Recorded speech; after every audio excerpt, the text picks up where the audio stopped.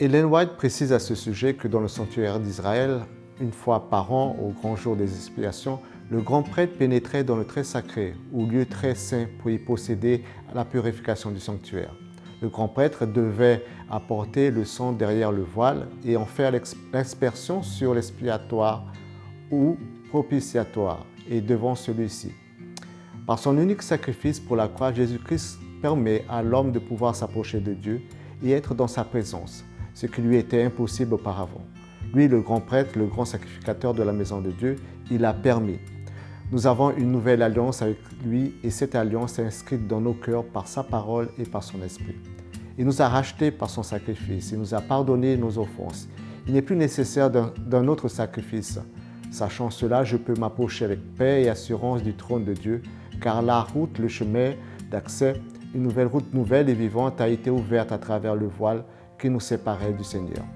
Lors de la mort de Jésus sur la croix, il y a eu un événement qui s'est passé dans le temple de Jérusalem qui a annoncé qu'il n'y avait plus de séparation entre l'homme et Dieu grâce à Jésus.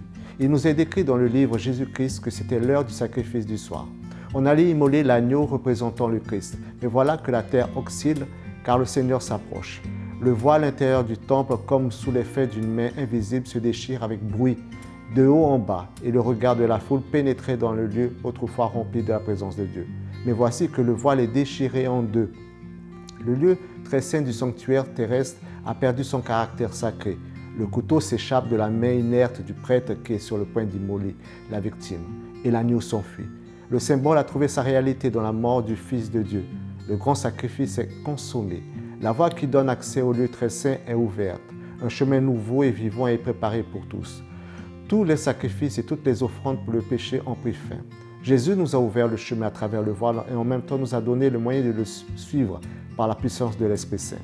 Il a pourvu en tout pour que nous puissions avoir accès au trône de la grâce.